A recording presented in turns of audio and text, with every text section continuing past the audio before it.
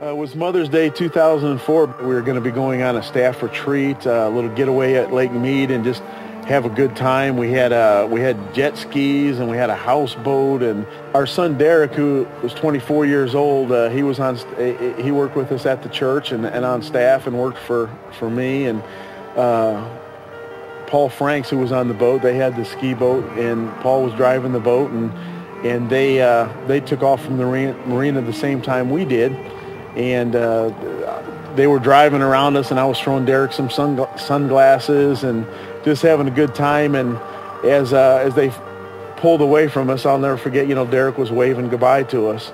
And, we waved goodbye and we'll see you later. And I remember he said, "I love you," and drove off. Then we were going on, and I remember I was sitting at the back of the boat, and I just sat down in the back, and I was getting ready to read and just enjoying my quiet time. And then all of a sudden everything started going, it was getting really bumpy, and I walked inside and I said, "What is going on?" I said, "These waves are getting kind of rough, don't you think?" And we had been fighting the waves. They just kept, it kept getting worse and worse. We didn't know how hard the wind was blowing, but later on we found out the wind was blowing up to 70 miles an hour that day, which is the strength of a hurricane.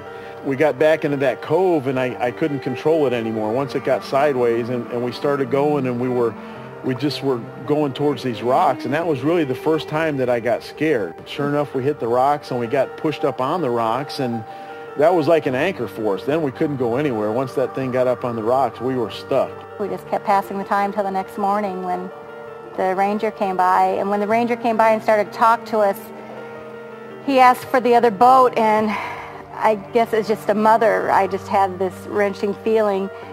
And they said, "What about the two guys on the Malibu?" And I said, "Oh, they're gone. They left yesterday. They're with our pastor. They met farther up on the lake, and that's where they're at." And the ranger, he looked at me and he said, "Well, they never made it." Still, I was looking for him because I knew he was strong, and I was looking for him to be up on the rocks, hollering for us, saying, "Come get me, come get me." But the closer we got, it was just, I don't know, it was just almost like I was getting prepared. And I remember when the ranger hopped onto our boat, and he said, we've recovered a body, and we believe it's your son. And I remember I looked at Jeff, and I thought, no, this can't be. This can't be. Everything was happening so fast because from the time within 15 minutes, I had talked to Luke. I learned that they had got knocked out of the boat. They were in the water. They had life jackets on. Paul Franks had been found, and my son was dead. Like Bev, the hardest part to me was that ride back. It was the ride back, and it was almost a sickening silence in the car. Yeah.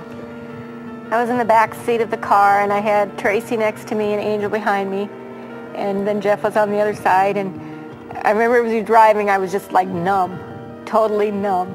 But then I just kept thinking, okay, now I'm going to go see Danya.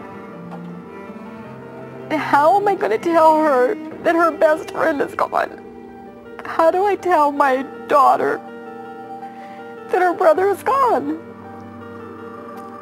I've never seen my dad so white, but he was just real pale, and I looked at him and I was, "What's wrong?" And nobody wanted to say anything. Nobody wanted to look at me. I was like, "What is wrong?" And I remember when he looked at me, and the words always replay in my mind, "It is Derek." I thought, what am I going to do? Like, you're at that point where, like, where do you go from here? Is there really a reason? Where am I at now? And I remember afterwards just thinking, why? Every year at pastor school, the last night on Wednesday night after the praise celebration, and you get a commitment card, and I think that year it said Living Life Large, and basically it says to write down what you want to do for God and what God wants to do for you, and you fill it out and you go up the mountain and you put it on the mountain. Derek had filled out a card, and we didn't know it. He had taken his card and he put it in his backpack, I guess, or he had it with him. When we had left on the houseboat that day, Derek had left his backpack. So it was probably about 4 months later that Bev was going through his backpack. And going through there, and she found that card from pastor school. What he wanted to do is he wanted to have the best sidewalk Sunday school program in the West. By any means, he put under it in letters, by any means, you know, any way to make that happen. You know, when I saw that, it made something click inside me that said, well, we're gonna try our best to let him, you know, to let that dream live on.